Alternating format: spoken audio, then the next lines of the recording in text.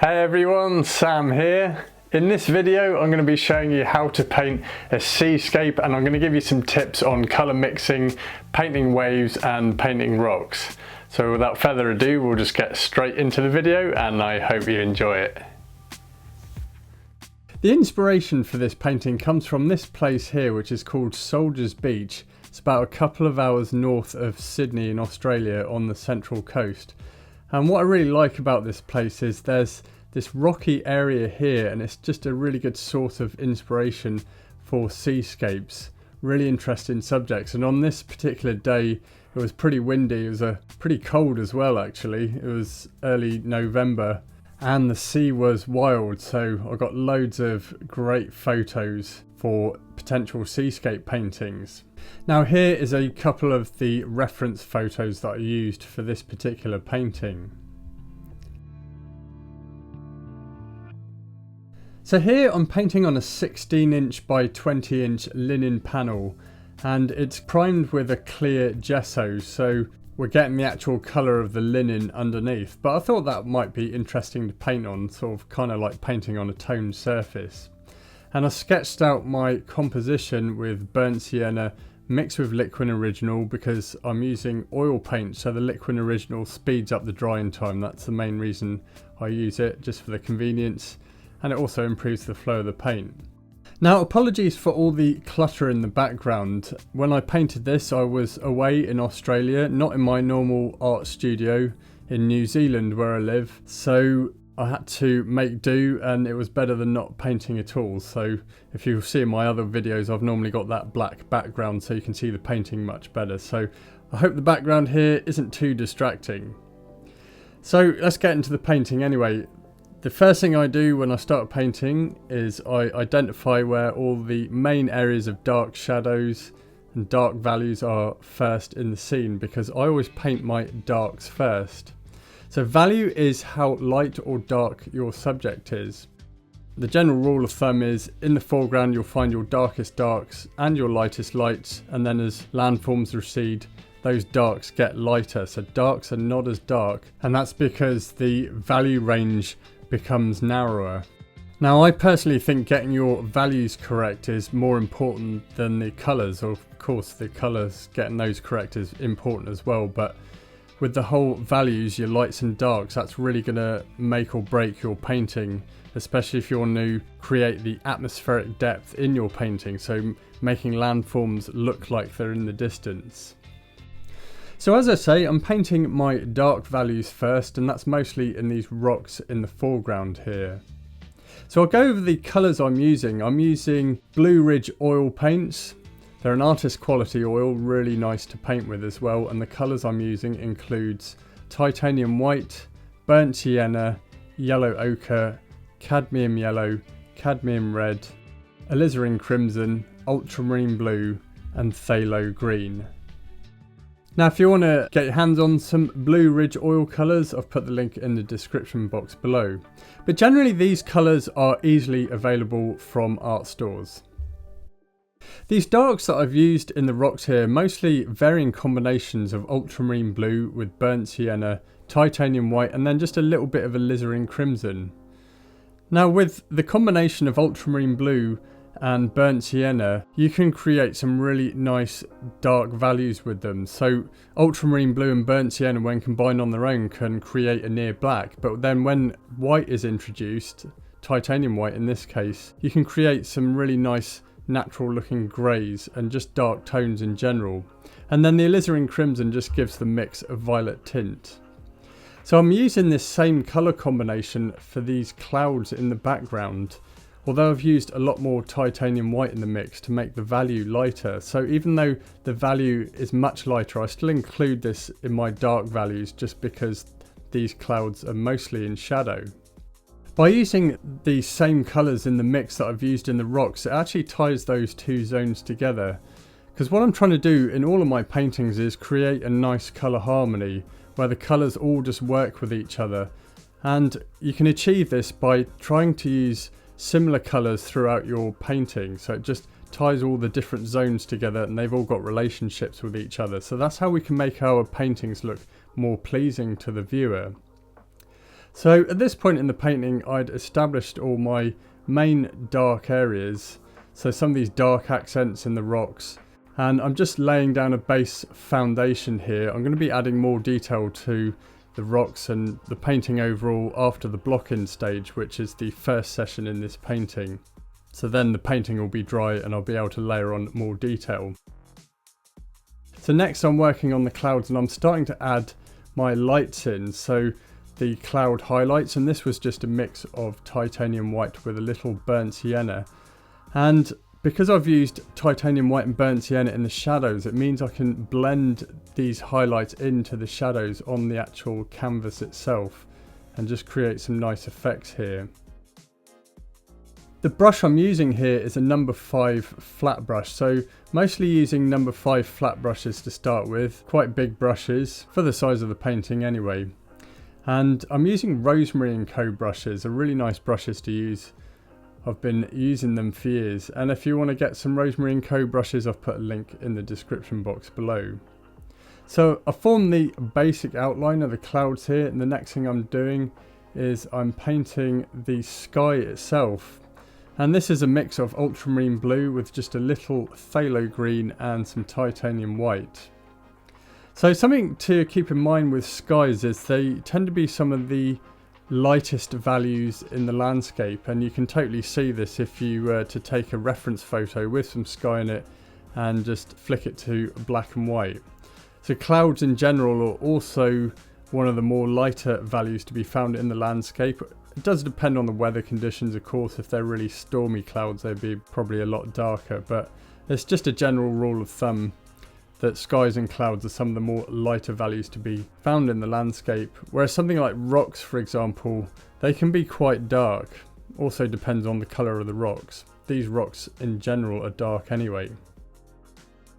So I've marked that in, and in general I'm trying to block in this painting quite quickly. Just not worried about detail at all. I just want the nice loose gestural marks, brush marks on the painting, so that the painting has an aliveness to it even when I add the detail later on. With my paintings in general, I'm trying to find a balance between that loose brushwork and then also a little bit of detail.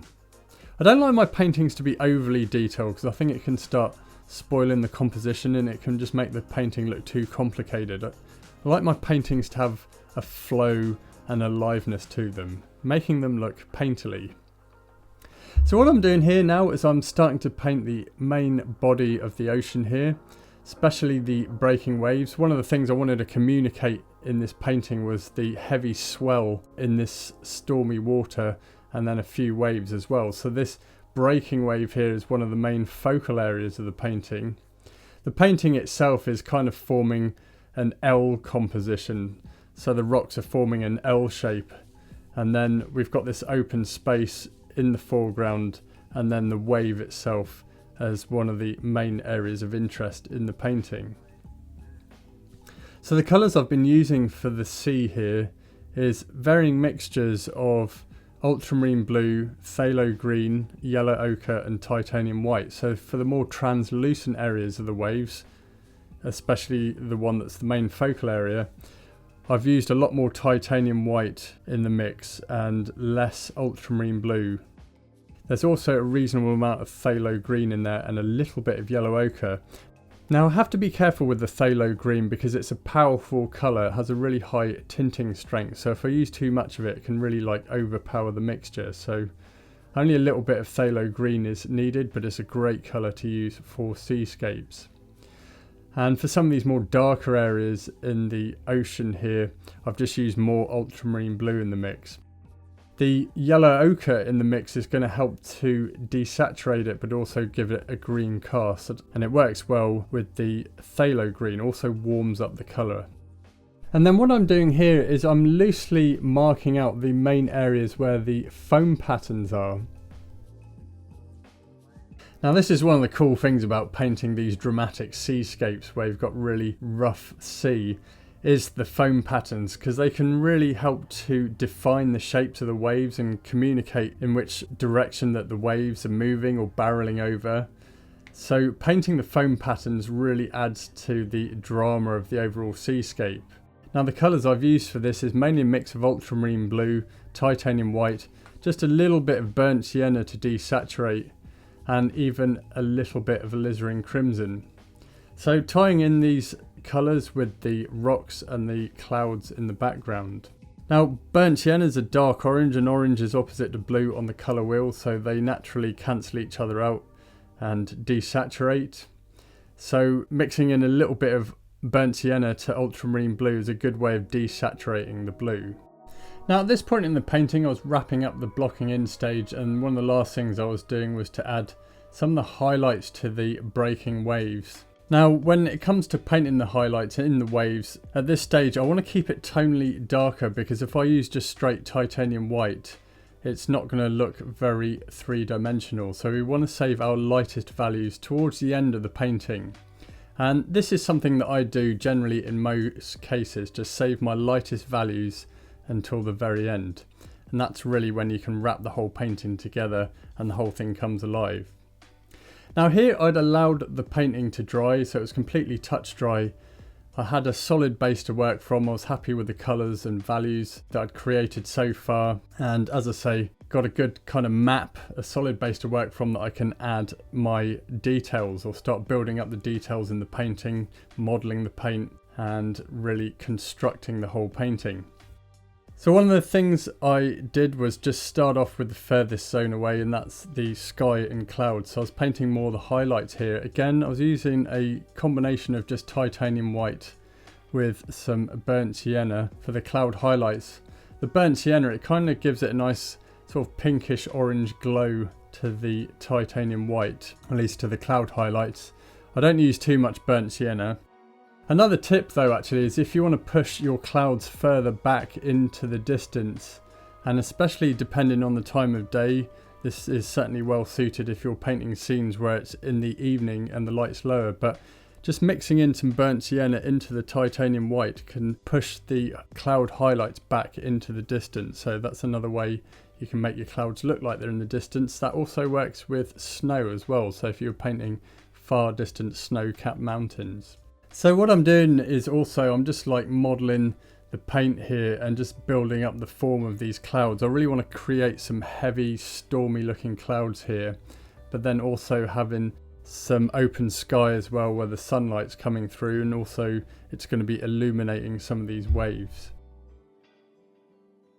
Now in this stage of the painting I'm pretty much using the same colour combinations, same colours for most of these zones in this painting, so I'm just building on them. So with this sky and the clouds here, as I say, I wanted to create these really stormy clouds, and another way you can do this is just to add some darker values to the base of the clouds as well. That can make them look heavy and stormy. You can see that in the distance here, just to the right side of the wave. So I've just used some darker value colours, still ultramarine blue with burnt sienna, titanium white and a little alizarin crimson, but there's just less titanium white in the mix. And the cool thing about clouds is you can really spend time just blending in the colours on the actual canvas itself, so you can get some really nice effects. So I was still using relatively big brushes at this point as well. I also just added another layer to the sky just to tidy it up, and again it's still the same colours that I was using in the blocking stage, and if you remember that was ultramarine blue, a little phthalo green and some titanium white. Now ultramarine blue itself generally has a red undertone to it, so mixing in the phthalo green makes it more of a greenish blue. You can also mix skies with just ultramarine blue and titanium white. That's a nice colour combination. Nice clean colour as well. It's really good for kind of deep blue mountain skies. I found that colour combination is. So then what I did here was I spent time just building up the ocean in the foreground. So I really wanted to communicate that heavy swell and just really rough sea. So I was working on the main area of interest in the painting, so adding more to the translucency of the wave and just building up the body of the wave. And then the next thing I did was I started painting these tendrils of foam on this wave itself, because this is going to be one of the main areas of interest in the painting.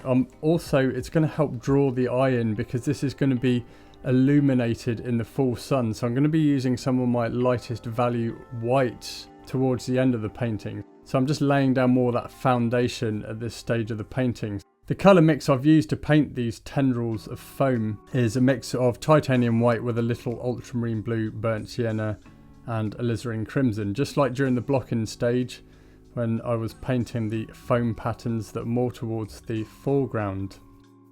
And then there's other things to do to communicate the swell. If you look at the ocean, it's quite complex, especially when the water is rough like this, but I sort of treat them kind of like hills and keep in mind the crest of the waves and the troughs as well. So the troughs are where it dips in, and it's often reflecting the light above.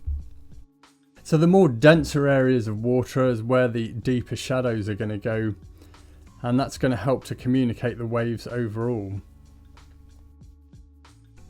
Now in the foreground here, I was really starting to add more detail to the water, and especially the foam patterns. So painting some of the holes in the foam patterns with my ocean mix. And these are the same colours that I've used during the blocking stage. So if you remember, it was just varying combinations of ultramarine blue, phthalo green, yellow ochre and titanium white. Obviously in the foreground where there's still some deep water here and there's not much light passing through, I'm using much more ultramarine blue, yellow ochre and phthalo green in the mix.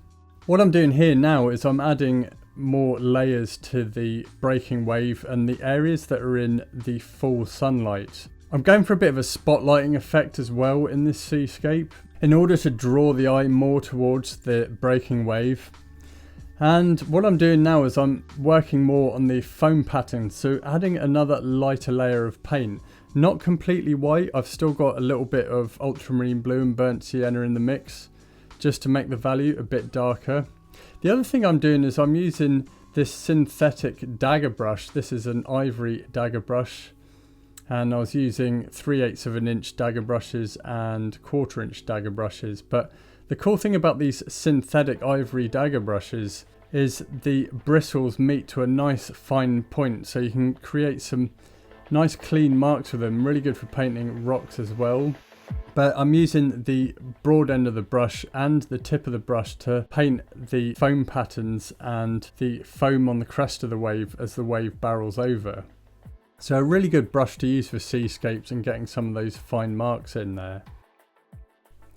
Now at this stage of the painting, the sea was kind of almost complete. I had to let it dry again so that I can add my final lightest values, which I'd be doing at the end of the painting. So I was going to leave the sea for now, and then the next thing I did was just concentrate on painting the rocks. So sharpening up some of these dark accents in the rocks. So this is where some of these deep shadows are in the cracks and fissures in these rocks. These rocks in general are relatively smooth, just with bumps and furrows across the top. But you can also see where the ocean has carved out and eroded these rocks. So even as I was adding to the details in these rocks, I was still pretty much using varying colour combinations of the same colours that I was using during the blocking stage, which if you remember is ultramarine blue, burnt sienna, titanium white and a little alizarin crimson. So I'm creating lots of kind of neutral greys here. Some of them I'm edging more on the blue side, especially where it's nearer the water. Where the rocks are more in the light, I've used more burnt sienna in the mix. And the other thing I was doing was painting many of the half tones that are in the rocks. So I was just looking at the rocks overall and just looking where the darkest darks are, where the half tones are, and then where the lights are, and then finally adding a few highlights to the rocks, which is where the rocks were wet and reflecting the direct sunlight, and this I also added at the end.